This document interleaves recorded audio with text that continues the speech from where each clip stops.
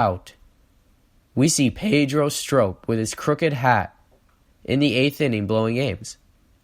And for me, it comes down to stupidity. Doing the same thing over and over with the same bad result. And I kind of take back what I say in saying that Strop needs to go. It's more like he just needs a different role. Why is Brandon Kinsler pitching the 7th instead of Strop? Day in and day out. It clearly isn't working. And yet Brandon Kinsler has had better numbers than Strop. I trust Brandon Kinsler, Kyle Ryan, Rowan Wick at this point, Steve Cishek, more than Pedro Strop in the 8th. So why is he the setup man day in and day out? I really don't understand. Anyways, I really think that if he, into the second half, as Brandon Morrow gets healthy, and I know if is an important word in that sentence because it's been going on for a while.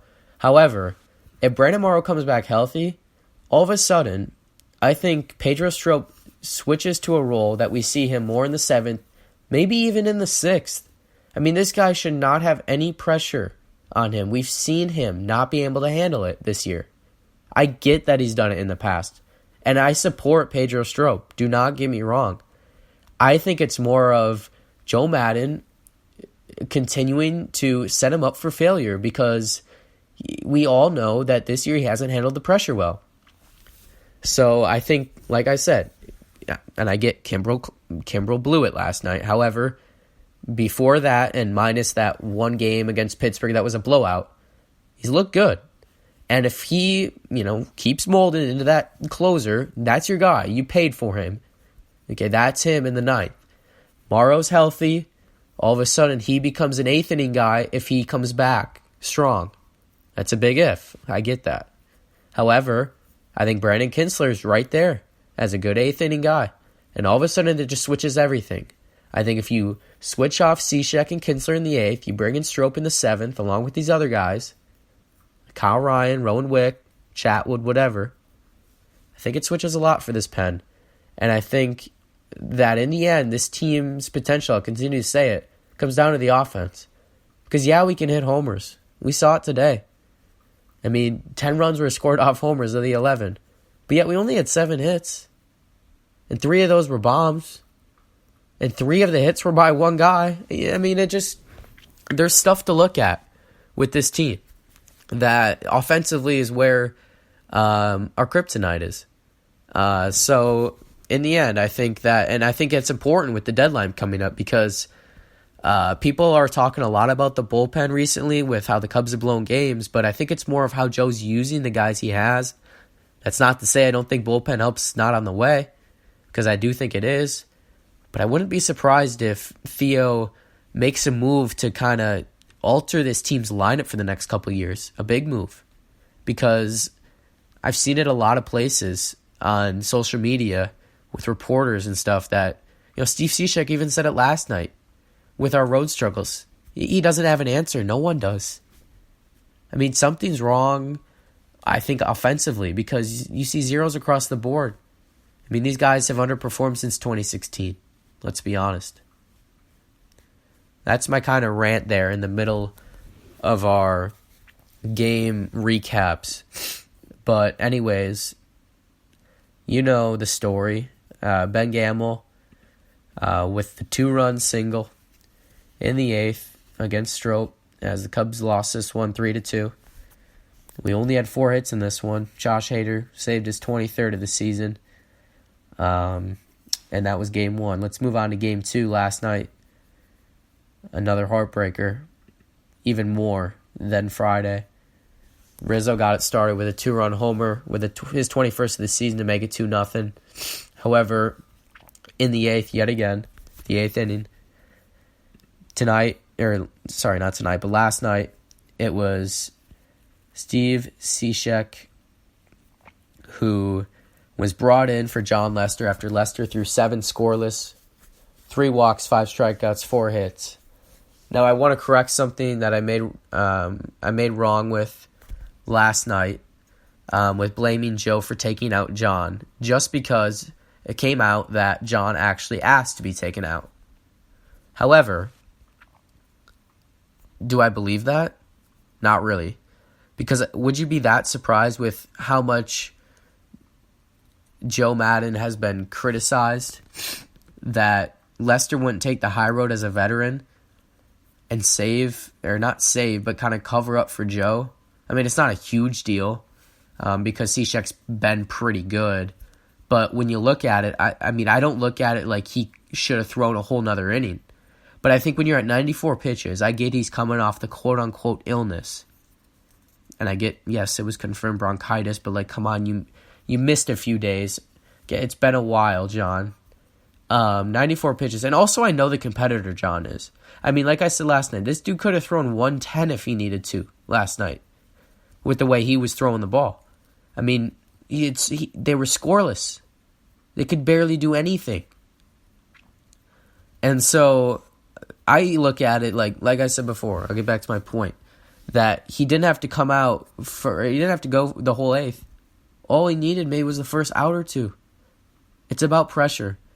And I think that you cannot trust one guy in our bullpen to get 3 outs in an inning. You really can't.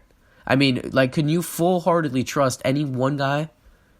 I would say Kimbrel, but last night, I mean, and I don't want to set people the wrong way that I'm against Kimbrel or anything, but you really just can't trust anyone. I mean, you know, so you thought Steve Cishek, you thought Kinsler, but he gave up a run the other day, and you know, the last week he's been a little shaky. Rowan Wick? I mean, I don't know. That's what it comes down to. So anyways, Steve Cishek, his second pitch, Ben Gamel, homer. I was sitting there, it was like deja vu. And all of a sudden, the next pitch, Lorenzo Cain almost hits a back-to-back homer. 2 to 3 feet underneath or off the wall, away from a homer in center field. And all of a sudden, it was no outs. They had a runner on second. Cishek was 3 pitches in, and the Brewers had more success than they had all night against Leicester across 7 innings. And I think that also comes down to focus. I think there's something to be said that there may be something going on in that bullpen, out in the bullpen there. Are these players focused? Do they know who they're facing? Whether it's a scouting report, I don't know what it is. Watching film, I don't know what it is, but that could be an issue because when you come in, okay, and you give up, and Kimbrel too, when you give up a home run to the leadoff batter twice in the last 3 innings of the game, you're not going to win. So, anyways, I think that comes down to focus because, you know, you cannot throw a fastball to the leadoff hitter across the plate going 95, you know, up top like that, just hanging it up there. Because these guys will hit it, especially to Christian Yelich. I mean, Craig Kimbrel, really, I mean, with that pitch selection last night, to throw that pitch to Yelich, I believe it was like a 2-1 count. I mean, and I get it was a little bit high, but still, I mean, what was it, 34, 35 homers? I mean, come on, that comes down to focus to me. I mean, coming out of the pen, you have one job, and one job only. Get one guy out, and then move on to the next guy. Don't think about it more than that. And that's where I think that this team's struggle is that not one guy can get 3 outs because it's too daunting of a task in a 1-run game for any of our pitchers right now, which is a big problem. But I also think, like I said before, it comes down to Joe Madden using them. Anyways, Derek Holland got Christian Yelich to fly out for the first out, and then that sent the runner to third. However, Chatwood came in. He got the first out on a Braun pop-up for the second out. Obviously, like I said, there was a runner on third, the game-time run. However, 2 outs. He needs one more batter, and Castanera. I mean, you would have thought we were on the right side of a 1-run game finally after that Braun pop-up, but Tyler Chatwood gave up the game-tying RBI double right down the line, snuck fair, first base line, right outside the glove of Anthony Rizzo to tie the game. However, Rowan Witt got a big strikeout and then had a clean ninth. And all of a sudden in the 10th, lightning struck. Albert Almora.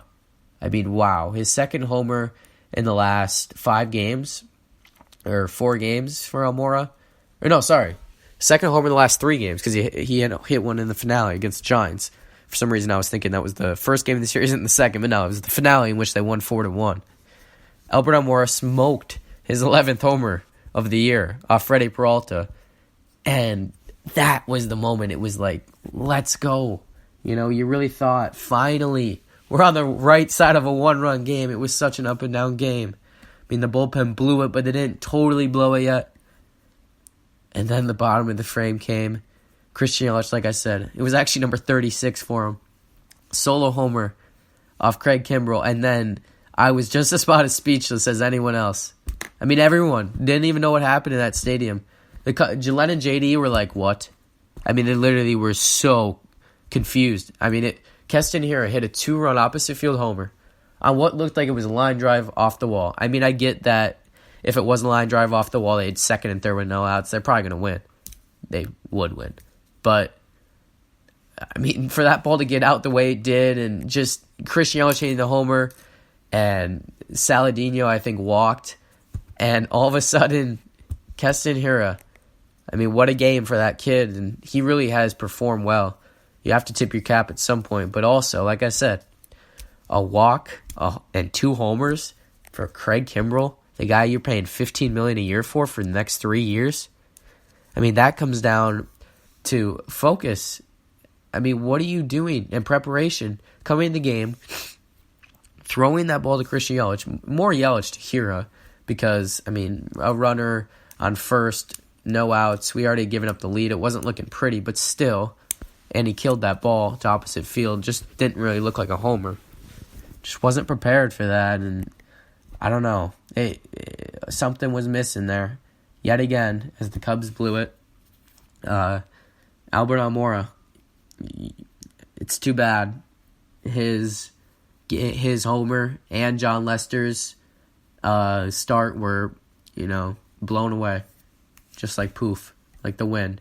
And actually, it's funny. John Lester tweeted, "Tough team loss last night. Quintana will pick us up today," or something like that. Which kind of makes me believe the storyline of maybe he was trying to pick up Joe a little bit last night, just because he's kind of taking the high road as the veteran that's trying to recoup the guys back on Twitter this morning. And it's just another thing that makes me think that John Lester really could have faced another batter or two, and this game would have been, or this whole situation would have been avoided. This game would have been 2-0 final. So, anyways, and like I said, it comes down to pressure. I get that Kimbrell's getting paid a lot of money, but it's a lot different in the 9th when you're up 2-0. I get that he had a 3-2 lead, but in the 10th, but when they come back like that, it's a little scary knowing that you have to go back out there later on when you see what they did to the other guy in Cishek and Chatwood. I just think it comes down to pressure. It would have been a totally different game, and Kimbrell would have had a clean game in the 9th, clean inning. Anyways, let's get into today's game, and finally, hallelujah, things went our way against Milwaukee in this one. Kyle Schwarber was just absolutely phenomenal. He had a grand slam off Zach Davies in the 2nd to make it 4-0, his 23rd homer in the season. And then just to make it even better, he had a 3-run homer, his 24th of the year. Kyle Schwarber had all 7 RBI, was responsible for all 7 runs scored through 4 innings. Milwaukee did put on 3 runs in the 5th. Manny Pena an RBI single, Lorenzo Cain sac fly, and Yelich an RBI double.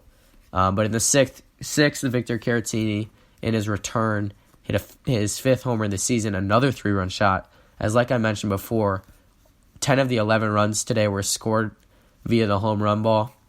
That's great, but at the same time, 7 hits total, 3 of those were bombs, and 3 of them were by Kyle Schwarber.